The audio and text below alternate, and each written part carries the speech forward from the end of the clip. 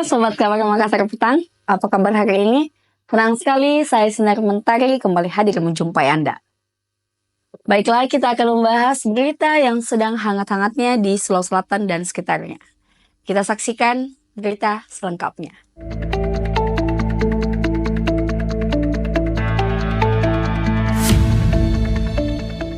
Investasi Sulawesi Selatan tembus 14 triliun dan sektor tambang sangat mendominasi. Gubernur Sulawesi Selatan, Andi Sudirman Sulaiman, mengumumkan bahwa realisasi investasi di Sulawesi Selatan sepanjang tahun 2024 mencapai 14 triliun. Capaian ini disampaikannya dalam acara dedicated team meeting Forum Pinisi Sultan 2025 yang bertajuk Akselerasi Pertumbuhan Ekonomi Sulawesi Selatan melalui investasi dan hilirisasi berbasis green dan blue economy di kantor Gubernur Sulawesi Selatan pada hari Selasa 22 April 2025. Lebih jauh, ia mengungkapkan terkait realisasi investasi berdasarkan 5 sektor terbesar penanaman modal 2024.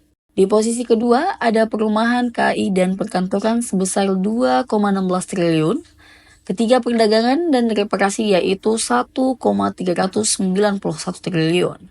Andi Sudirman menyatakan untuk realisasi investasi berdasarkan 5 daerah terbesar, realisasi investasi PMA dan PMDN semester 1 tahun 2023, peringkat pertama diduduki oleh Kota Makassar. Polisi amankan 2 orang pelaku bentrok di Manggala, Makassar.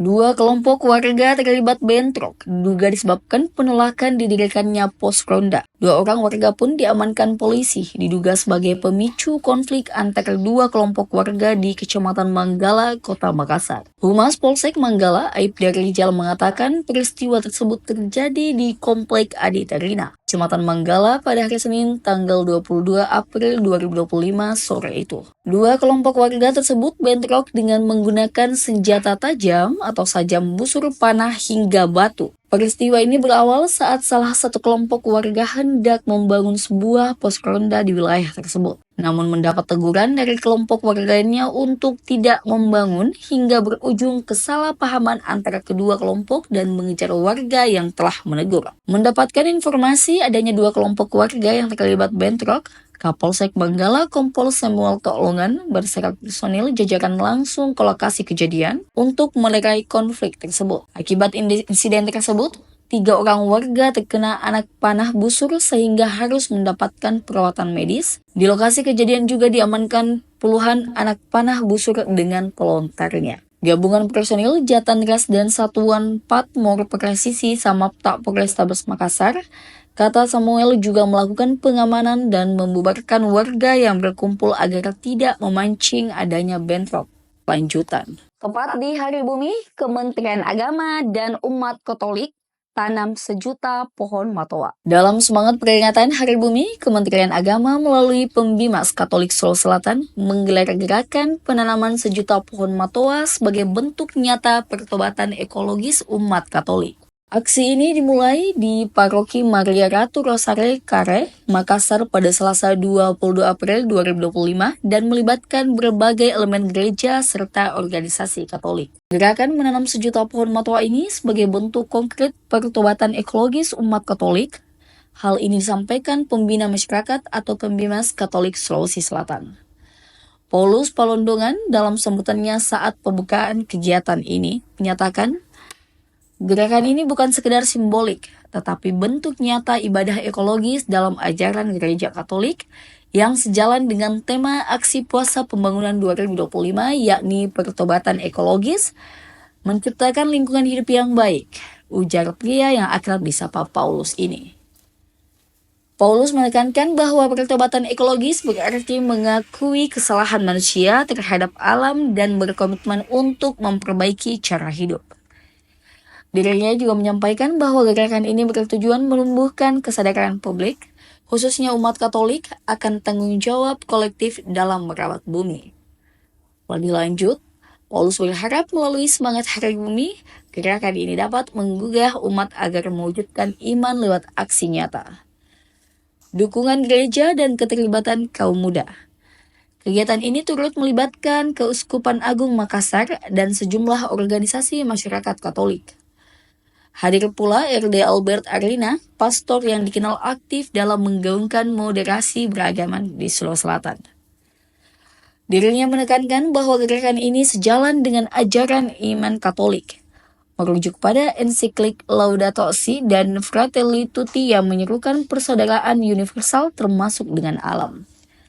Sementara itu, Ketua Pemuda Katolik Komisariat Cabang Makassar, Yoris Ratu Subah, menyatakan bahwa kegiatan ini merupakan bagian konkret dari aksi Puasa Pembangunan 2025 yang mengusung semangat pertobatan ekologis, persiarahan, pengharapan di tahun Yobel. Dirinya juga menambahkan bahwa momentum di Hari Bumi memberikan makna khusus terhadap kegiatan ini. Siap menghasilkan cuan, Kemenkraf melatih IRT dan UMKM Sulawesi Selatan jadi kreator digital. Baiklah Sobat Kabar Makassar Petang, berita ini sekaligus mengakhiri perjumpaan kita pada edisi hari ini. Saya, Sinar Mentari, dan kru yang sedang bertugas, pamit undur diri. Kementerian Ekonomi Kreatif atau Badan Ekonomi Kreatif Kemenkraf berkolaborasi dalam program Creators Lab menggelar pelatihan khusus bagi para ibu rumah tangga dan pelaku UMKM. Mengusung semangat pemberdayaan perempuan, kegiatan ini menggandeng Tokopedia dan TikTok Shop dalam inisiatif bertajuk Emak-Emak Metik atau Emak Melek Teknologi yang digelar di Hiyat Palace, Jalan Jenderal Sudirman Makassar pada hari Rabu 23 April 2025. Menteri Ekonomi Kreatif Teuku Rifki Harsha menyampaikan bahwa emak-emak di Sulawesi Selatan memiliki semangat luar biasa dalam membangun daerah. Program ini tak hanya sekedar pelatihan sehari, para peserta akan mendapatkan pendampingan intensif selama 3 bulan ke depan untuk menjadi afiliator digital. Dengan materi mencakup strategi konten, pembuatan skrip video, serta promosi produk melalui media sosial.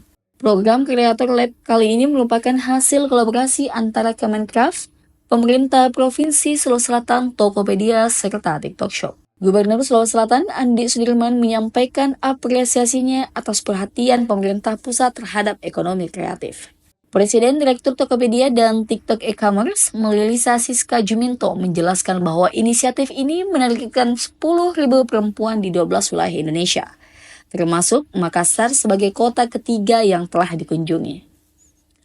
Melisa juga menekankan bahwa 66% pekerja informal di Indonesia adalah perempuan.